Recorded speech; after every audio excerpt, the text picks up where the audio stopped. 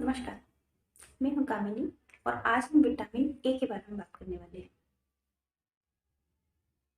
आपको शायद जानकारी नहीं होगी, लेकिन मॉडर्न न्यूट्रिशन में carbohydrate, fat, protein, vitamin, minerals और पानी, इन सब चीज़ों की एक बैलेंस्ड क्वांटिटी बताई गई है, जो हर एक शरीर की एज, हाइट, वेट और जेंडर के हिसाब से अलग अलग होती है। स्वस्थ त्वचा के लिए अगर कोई जिम्मेदार है तो वैसे तो विटामिन ए, ई, सी बहुत सारी चीज़ें डिपेंड करती हैं अलग अलग बॉडी की रिक्वायरमेंट के अकॉर्डिंग, लेकिन विटामिन ए का क्या रोल होगा वो आज मैं आपको बता रही हूँ। ध्यान दीजिए इस बात कि आपके शरीर की हड्डियों से लेकर के आपकी बाहरी कवरिंग जो आपकी त्वचा है, विटामिन ए के कारण ही उस पर प्रभाव पड़ता है। हड्डियाँ बढ़ना, मजबूत होना, इम्यूनिटी मजबूत होना, इन सब के लिए विटामिन ए जिम्मेदार है। त्वचा के जितने भी रोग हैं, जितनी भी समस्याएं हैं, वो विटामिन ए की कमी या अधिक क्वांटिटी होने के कारण होती है। आँखों का रंग, आँखों में आपने देखा सफ़ेद घेलों के अंदर कई लोगों के काले काले धब्बे रहते हैं। आँख आँखों की रोशनी कमज़ोर हो जाती है, कम उम्र में ही चश्मे लग जाते हैं। एज होने से पहले ही सफ़ेद बाल शुरू हो जाते हैं बच्चों को। ये विटामिन ए की कमी है।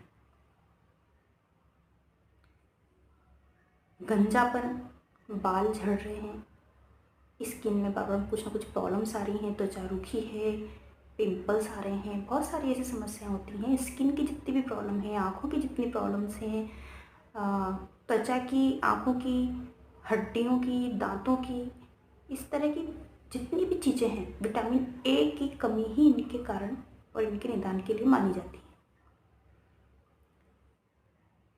अब ये समझना ज़रूरी है कि आपका हाइट, आपका वेट, आपका जेंडर क्या है और आपको कहीं ये विटामिन ज़्यादा तो नहीं मिल रहा है, कहीं कम तो नहीं मिल रहा है। पहले ये समझ लीजिए कि किन किन चीज़ों के कारण होता है, इसकी कमी से क्या क्या रोग होते हैं। विटामिन ए की कमी से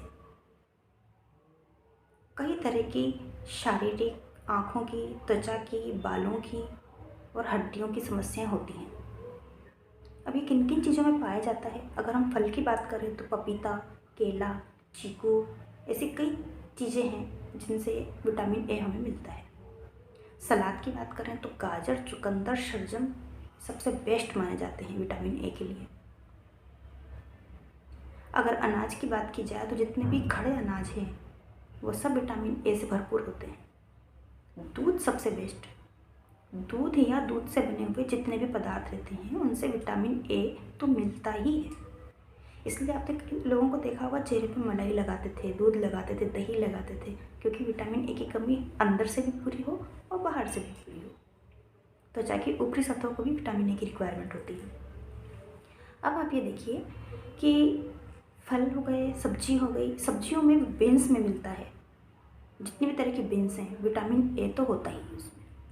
और भी चीज़ें होती हैं, उसके बारे में हम बाद में बात करेंगे। लेकिन कद्दू, आलू, मटर,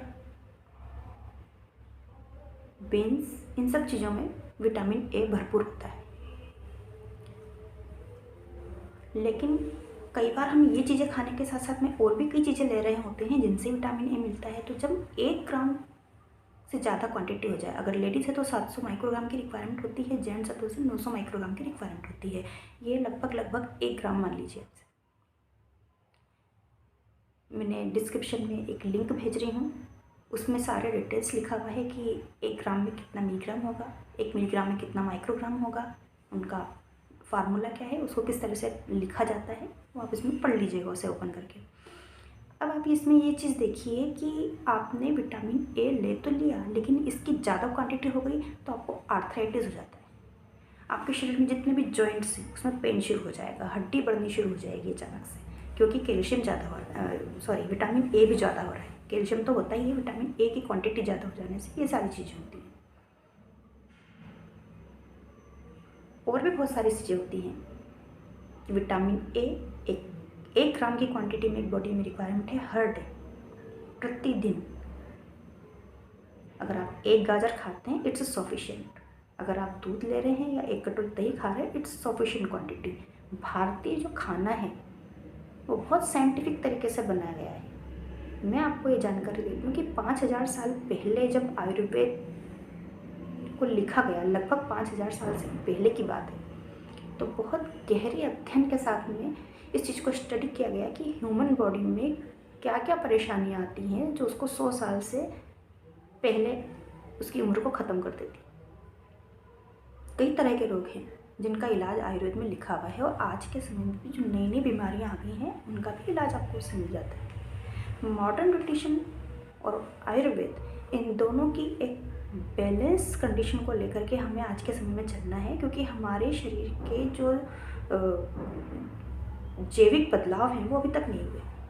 हमारा खान पान बदल गया है, हमारा रहन सहन बदल गया है, लेकिन जो एक मनुष्य के शरीर के जैविक गुण हैं वो वैसे के वैसे ही हैं। इसलिए हमें आयुर्वेद को भी लेके चलना है और हमें मॉडर्न न्यूट्रिशन को भी लेके चलना है।